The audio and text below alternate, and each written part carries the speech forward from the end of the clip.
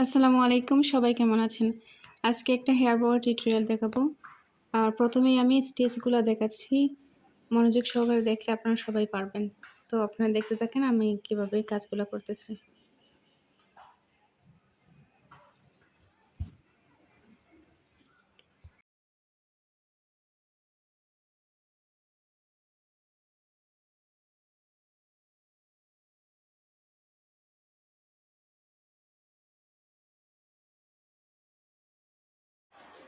এখানে একটা গোলাপ করতেছি যেটার কালার দিয়েছি আমি পিঙ্ক কালার। এটা ২ কালারে করব। পিঙ্ক কালারটা দেওয়ার পর আমি আরেকটা কালার নিব। আর এটা করতে একদমই ইজি একটা ব্যাপার। বেশি করতে হয় না, কষ্ট করতে হয় না। জাস্ট সুইটা ঢুকাবেন আর তারপর সুতাটা পেঁচায় আপনারা এটা করে নেবেন। একদমই সহজ।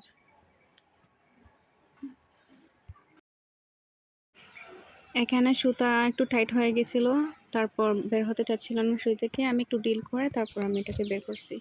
এখন আমি আরেকটা কালার ইউজ করতেছি যাতে গোলাপটা একটু শেড অ্যান্ড সুন্দর দেখায়, সেই জন্য। শ্যুটটা করেছিলাম আমি রাতের বেলায়, তাই একটু অন্ধকার দেখাচ্ছিল, তবে দিনের বেলা এটাকে আরও সুন্দর দেখায়।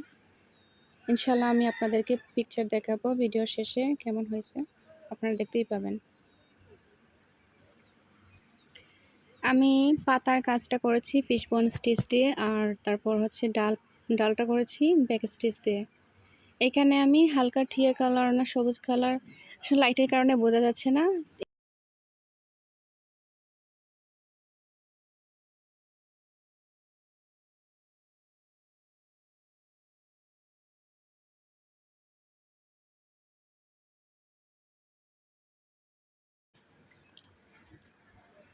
এখানে আমি লেজি ডেজি স্টিচটা দিচ্ছি, আর লেজি ডেজি স্টিচটা খুবই সুন্দর আর দেখতে খুবই ভালো লাগে।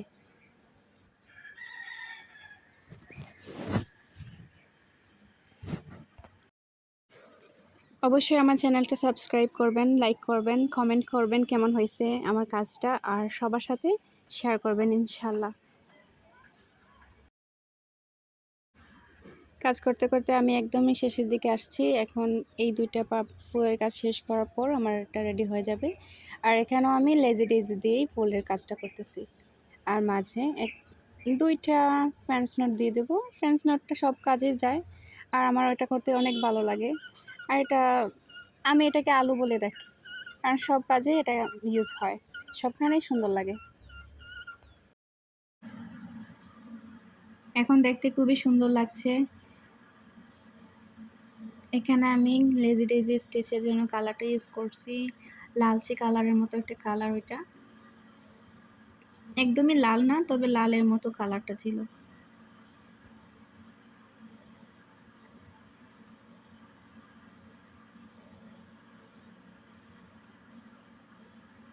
এখন আমি ফ্রেঞ্চ নোট দিব হলুদ কালার দিয়ে।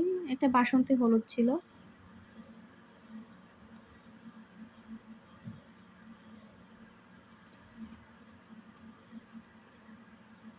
রাতের শ্যুট ছিল তো, এক এক সময় এক এক কালার দেখা যাচ্ছে। এই পাতাটা দেওয়ার পর আমার কাজ শেষ। তারপর আমি এটা রেডি করতে চলে আসলাম।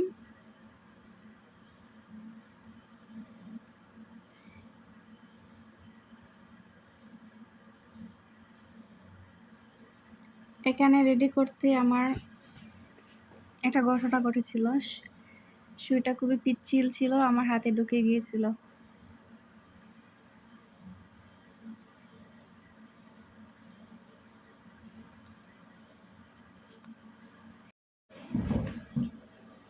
গত ভিডিওতে ইব্রাহিম কয়েকটা কমেন্টসের রিপ্লাই দিয়েছিল।